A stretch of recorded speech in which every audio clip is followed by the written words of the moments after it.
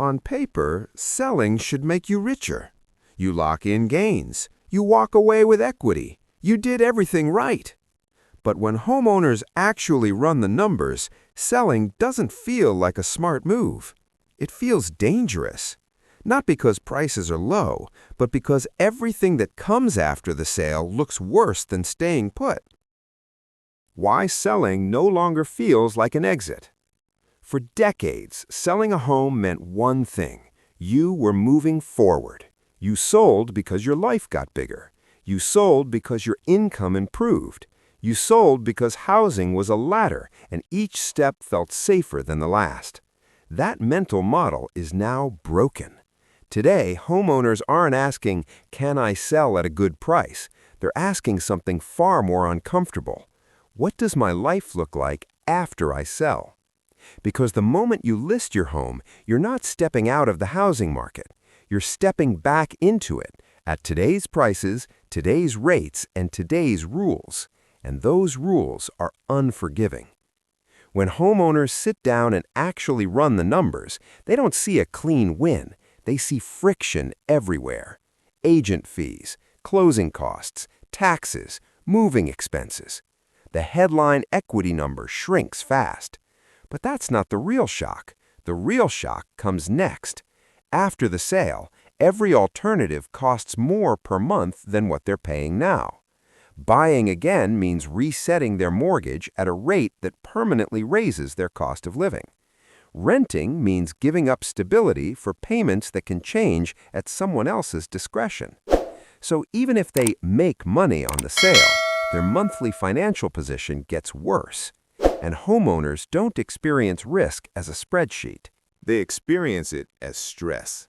They ask themselves, what happens if income dips? What happens if expenses rise? What happens if rates stay high longer than expected? Suddenly, selling doesn't feel like taking profit. It feels like trading certainty for uncertainty. And certainty is the most valuable asset homeowners have right now. A fixed payment, a known budget, a life they can plan around.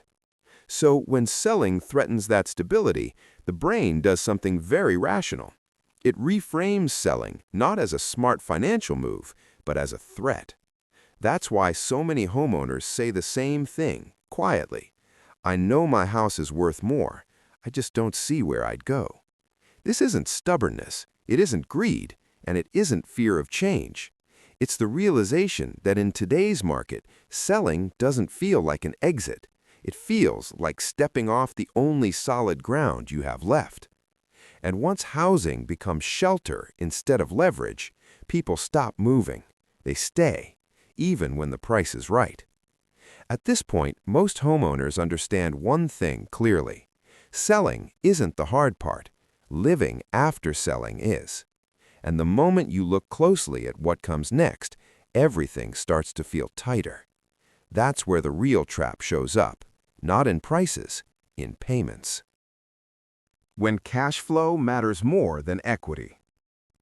Homeowners don't live off home values. They live off monthly payments, and that's the part most housing conversations completely ignore. A homeowner with a 3% mortgage isn't sitting on a cheap house. They're sitting on a cheap life. Their payment is locked. Their budget is predictable. Their downside is limited. Selling breaks all of that instantly. Because the moment you sell, you reset your cost of living to today's reality. And today's reality is brutal. Higher interest rates don't just make homes more expensive, they permanently raise the baseline cost of existence. When homeowners run the numbers, they see the same pattern again and again. Even a lateral move, same price, similar home, means hundreds, sometimes thousands more per month. Not because the house is better, not because they upgraded, but because the rate changed. That shift forces a different kind of calculation. Equity feels abstract. Cash flow feels personal. Equity lives on paper. Cash flow determines whether your life feels tight or breathable. So homeowners stop asking, how much could I make if I sell? They start asking, how much worse does my life get if I move? And the answer is usually immediate: worse budgeting, less margin, more exposure to shocks. That's when selling stops being framed as a financial decision and starts feeling like a lifestyle downgrade, even when it's technically profitable. This is why so many homeowners say the same thing: I could sell, I just can't afford to live anywhere else. It sounds irrational to outsiders, but it's not. They're not anchored to their home's value, they're anchored to their payment.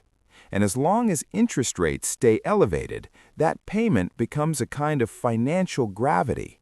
It pulls people inward, it keeps them still, it makes movement feel reckless. So homeowners don't just refuse to sell, they protect what they already have, even if it means staying put longer than they ever planned. Because in this market, cash flow isn't just king, it's survival. Why renting stops feeling like an option. Renting doesn't scare homeowners because of the price. It scares them because of what it represents.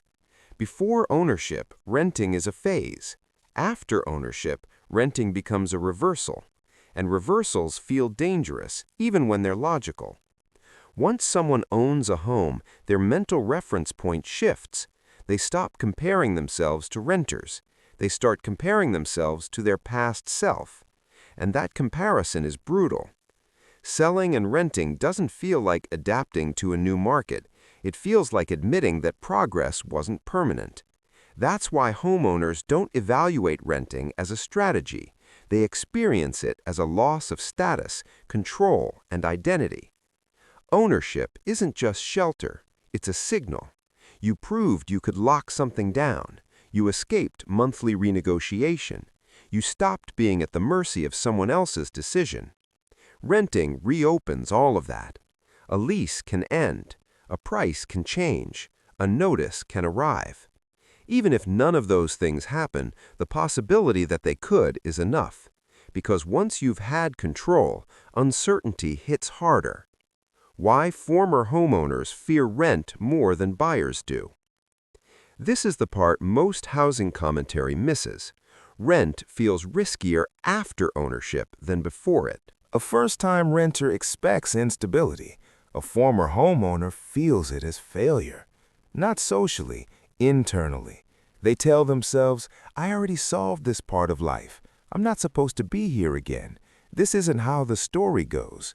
So even a temporary rental feels permanent in the worst way, because temporary is no longer neutral. Temporary means exposed, and exposure is what homeowners worked years to escape. The control illusion that keeps people frozen. Homeowners often say they're staying because it's cheaper, but what they're really protecting is control. Control over their monthly payment, their living situation, their future planning. Renting removes all three. Even in a soft rental market, renters don't feel in control. They feel tolerated. And that psychological difference matters more than spreadsheets. This is why a $3,000 mortgage can feel safer than a $2,500 rent payment. One is locked, the other is conditional. And conditional living feels unstable once you've known stability. Why just rent for a year never feels true. On YouTube, renting is always framed as temporary. In real life, it rarely feels that way. Because once you sell, you don't know when rates will come down, when prices will make sense again, when buying back in will feel safe. So 1 year quietly turns into we'll see, and we'll see is terrifying when you're used to certainty. Homeowners aren't afraid of renting itself. They're afraid of getting stuck. Stuck renting, stuck watching prices move away again, stuck explaining why they exited and can't re-enter. That fear alone stops movement. Renting exposes the fragility people try to ignore. Owning a home creates the illusion that life is more secure than it really is, not because it removes risk, but because it hides it. Selling and renting strips that illusion away. It reminds people income isn't guaranteed, costs can change, stability is conditional, and once you see that clearly, it's hard to unsee. So homeowners retreat to the one place that still feels solid, the home they already own, not because it's perfect, not because it's optimal, but because it's familiar. The quiet conclusion homeowners reach. Most homeowners never say this out loud, but internally the conclusion is simple. As long as I can stay, I should. Not because staying is winning, but because leaving feels like losing control. And once housing becomes about protecting control rather than building wealth, the market stops moving. People freeze, even at record prices. Lead in to next round.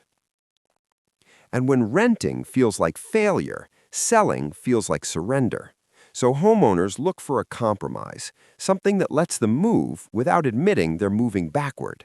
That's where downsizing enters the conversation. And in the next chapter, we'll look at why downsizing no longer delivers the relief people expect. Why downsizing no longer feels like a solution. For years, downsizing was the clean exit. You sold high, you bought smaller, you lowered your costs, you kept control. It was the responsible move, the adult move. But in this market, downsizing no longer works the way people expect. Because downsizing used to reduce risk, today it often just reshuffles it. Smaller homes don't mean smaller payments anymore. The logic sounds simple. Less house, lower price, lower payment. But that chain is broken. Interest rates now dominate the math. A smaller home at today's rates can easily cost more per month than a larger home bought years ago at a low fixed rate. So homeowners run the numbers and realize something unsettling. They'd be giving up space, comfort, and familiarity without actually buying financial relief. That doesn't feel like progress. It feels like sacrifice without reward. Taxes, insurance, and fees don't downsize with you. Even when the purchase price drops, the ongoing costs often don't. Property taxes reset at the new purchase price. Insurance premiums reflect current risk, not past loyalty. HOA fees are often higher in smaller, denser properties. So the expected savings quietly evaporate. Homeowners don't see a lighter budget, they see a different one, with more variables and less predictability. Downsizing forces lifestyle concessions people don't want to admit. Downsizing isn't just about square footage, it's about identity. It means fewer rooms, less privacy, less margin for family changes, guests, or work-from-home flexibility. For many homeowners, it also means moving farther from work, changing school districts, giving up community ties. Those costs aren't financial, but they're real. And when the financial upside disappears, those lifestyle costs become impossible to justify. Downsizing feels like accepting a worse version of the future. Here's the emotional core. Downsizing used to feel strategic. Now it feels like settling. Not because smaller is bad, but because it's not framed as a choice. It's framed as a concession, a response to pressure rather than a move toward opportunity. Homeowners ask themselves, if I sell at the top and still end up with a tighter life, what exactly am I winning? And when they can't answer that question clearly, they don't move. Why downsizing no longer preserves optionality. The promise of downsizing was flexibility, lower costs, more freedom, more room to adapt. But today, downsizing often locks people in just as tightly. Once you reset into a new mortgage, you're exposed again to the same rate environment. You haven't escaped the system, you've just re-entered it, smaller. And that makes homeowners hesitate, because if they're going to be locked in anyway, they'd rather be locked into something familiar. The quiet realization. At some point, homeowners reach a silent conclusion. Downsizing isn't a solution, it's just another form of staying, with less comfort and no real safety net. So they stop thinking about how to move better. They start thinking about how to endure longer. And that shift changes everything. When renting feels like failure and downsizing feels like surrender, only one option remains: staying exactly where you are. And in the next chapter, we'll look at why staying, even when it feels safer, may be the most underestimated risk of all. Why staying quietly becomes the most expensive choice. At first, staying feels harmless. You're not losing money, you're not taking on risk, you're not making a bad decision, you're just waiting. But in housing, waiting is never neutral. It just hides the cost. The comfort of the known masks the cost of time. Homeowners who stay aren't doing nothing. They're actively choosing predictability, a fixed payment, a familiar routine, a life that still works. That feels responsible. But over time, the cost of staying shows up in ways people don't immediately connect to housing. Careers get shaped around location. Opportunities get declined because moving is too expensive. Commutes get longer. Flexibility disappears quietly. None of this feels like a housing problem, until it is. Staying locks you into one version of the future. When homeowners don't move, they're betting that the future will cooperate, that income stays stable, that health stays good, that family needs don't change. That's a bigger gamble than it sounds, because housing doesn't just respond to markets, it responds to life events. And life events don't wait for rates to come down. The longer you stay, the more your life adapts around your house, instead of the house adapting to your life. The hidden inflation of staying put. Even with a low mortgage, costs don't stay still. Property taxes rise, insurance resets higher, maintenance gets more expensive with age.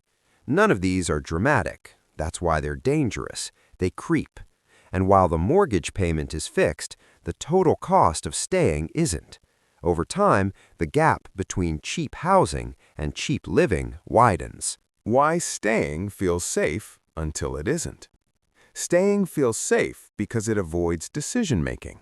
You don't have to be wrong. You don't have to explain yourself. You don't have to regret anything. But that safety is fragile. It depends on things staying normal. And housing cycles don't break because people choose to move. They break when people are forced to. Job loss, divorce, health issues, family shifts. When those hit, staying stops being a choice. It becomes a constraint.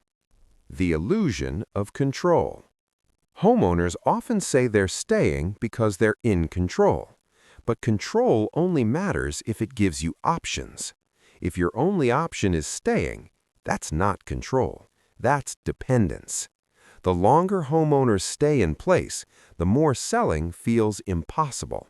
Not because the numbers changed, but because their life adapted around not moving. And that's the trap. The market doesn't punish staying right away. Here's why this phase lasts so long. The market doesn't punish staying right away. It lets people settle. It lets them normalize. It lets them believe they're fine. Until one day, they realized they didn't choose stability. They drifted into it.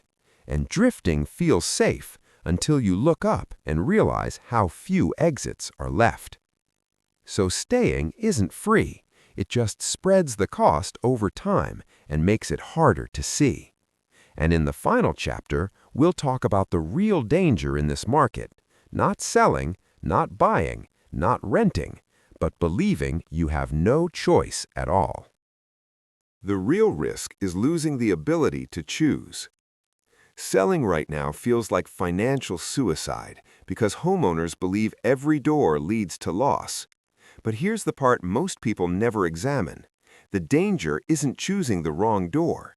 The danger is slowly convincing yourself that there are no doors left at all.